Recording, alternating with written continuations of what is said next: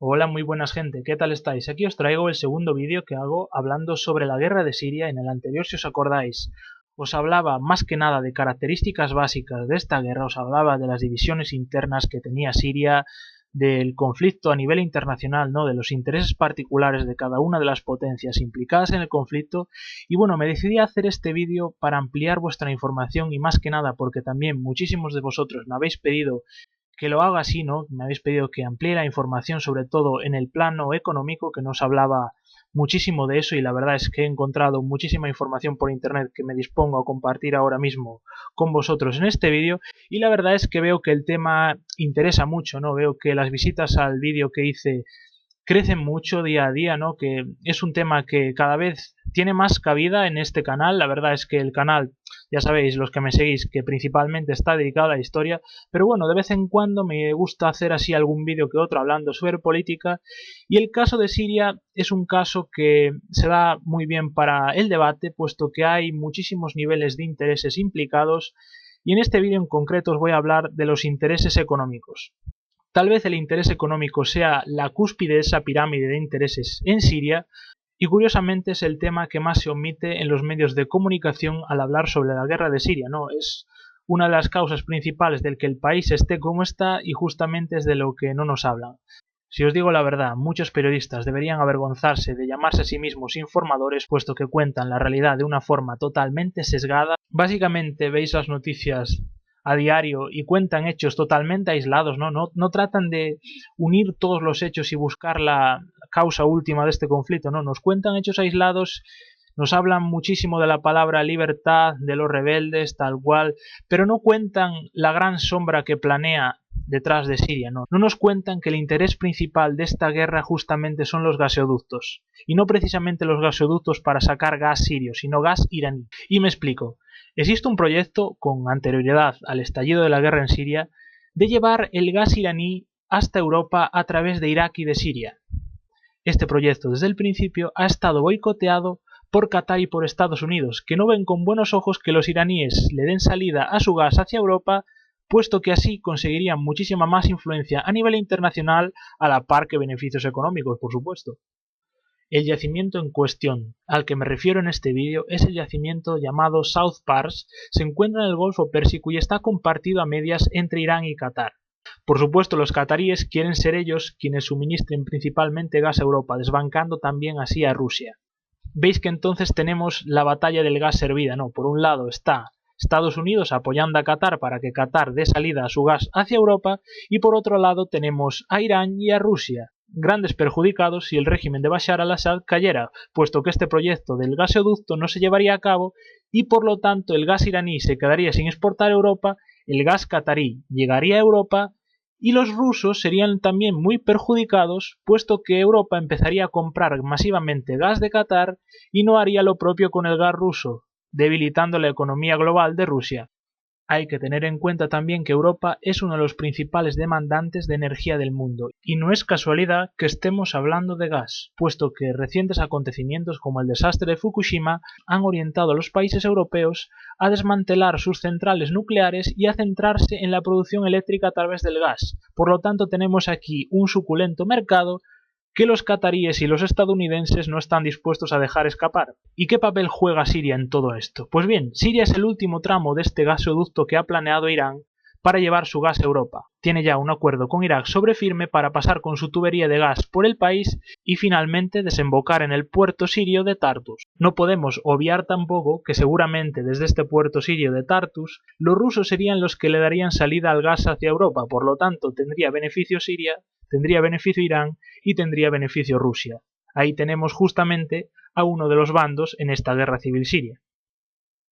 Tampoco es de extrañar que los cataríes sean uno de los principales inversores en los rebeldes sirios. Se calcula que los cataríes han invertido en la guerra de Siria 5.000 millones en armas para los rebeldes.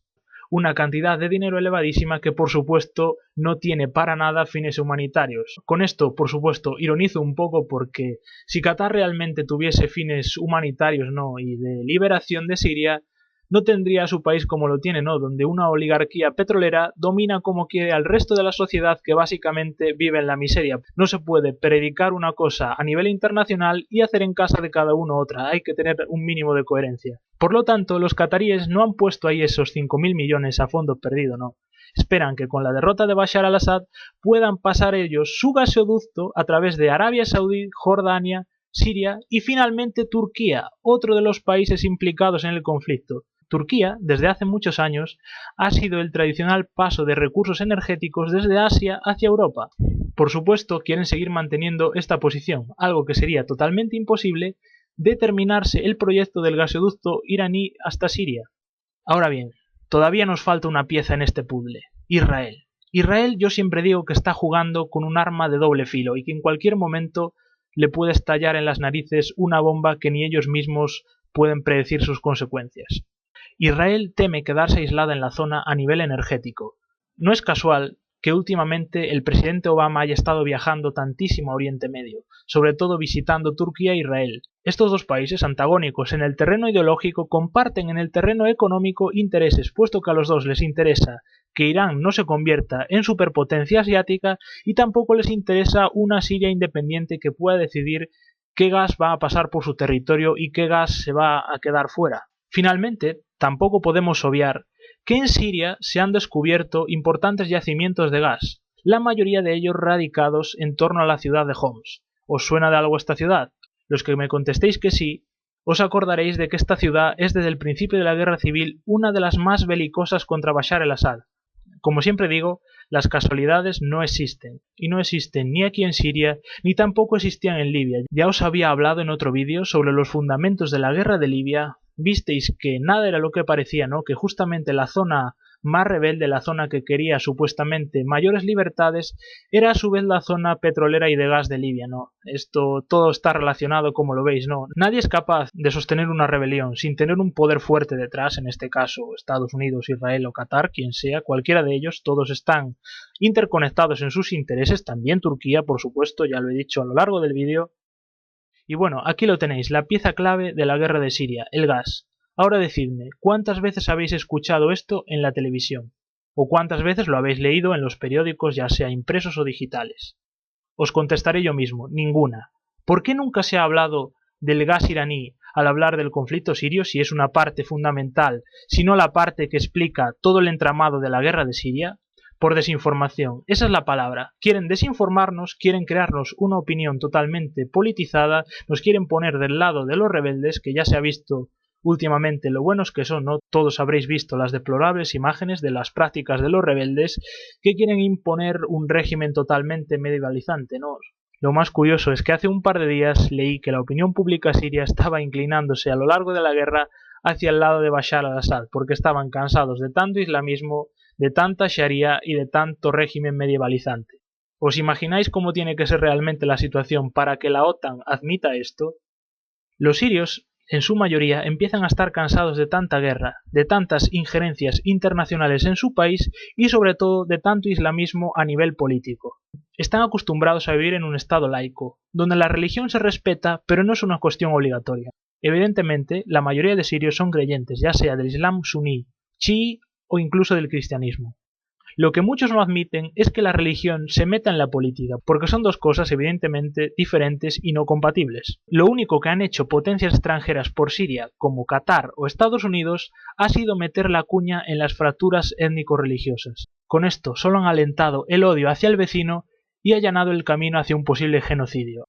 Ahora bien, cuando representantes de estos países petroleros van a Naciones Unidas, queda muy bien hablar sobre genocidios, sobre cuestiones humanitarias y sobre derechos humanos. Pero la realidad es muy diferente. La realidad es que todos estos gobiernos lo que están fomentando en Siria es el odio.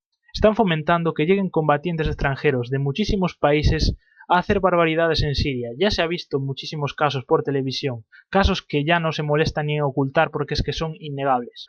Los propios sirios están muy cansados de esto, están cansados de que la mayoría de los combatientes rebeldes sean justamente extranjeros, extranjeros que no tienen conexión ninguna con Siria y que solamente están allí por el dinero. Porque no nos olvidemos, no son combatientes de fortuna, son simplemente mercenarios pagados por Qatar, por Arabia Saudí o por el mandamás de turno. Recientes informes alertan sobre el uso de armas químicas en Siria. Ya no se atreven ni siquiera a acusar directamente al gobierno. ¿Por qué no hacen esto? No lo hacen porque cada vez es más evidente que los rebeldes han usado gas sarín. Hace unos cuantos días, fuerzas turcas detuvieron a rebeldes sirios portando cilindros con gas sarín, un arma de destrucción masiva prohibida desde principios de los 90. Entonces, esas acusaciones que se hicieron al principio de que el régimen sirio no dudaría en usar armas químicas contra su propia población están cayendo en saco roto, ¿no? Vemos que posiblemente armas químicas las han usado los dos bandos, pero no es como al principio, ¿no?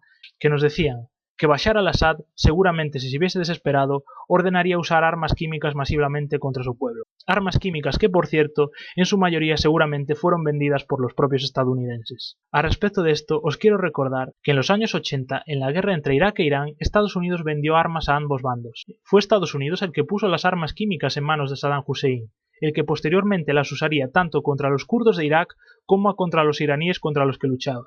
Años más tarde, como todos sabéis, Estados Unidos invadió Irak con el pretexto de destruir las armas químicas. Entonces ningún medio de comunicación se hizo eco de lo que estoy contando ahora mismo, ¿no?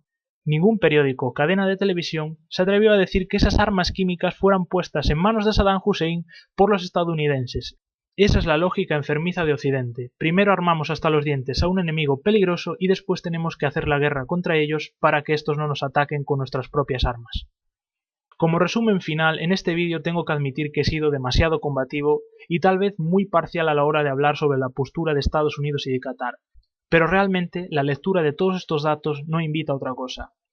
Os invito a vosotros, que si tenéis más datos, que los compartáis con todo el mundo, y que por supuesto, si queréis rebatir mi posición o mis argumentos, que lo hagáis en los comentarios o por mensaje privado. Estaré encantado de contestaros a todos, eso sí, siempre desde el respeto y desde la educación. Como siempre, espero no haberme dejado en el tintero ningún argumento importante.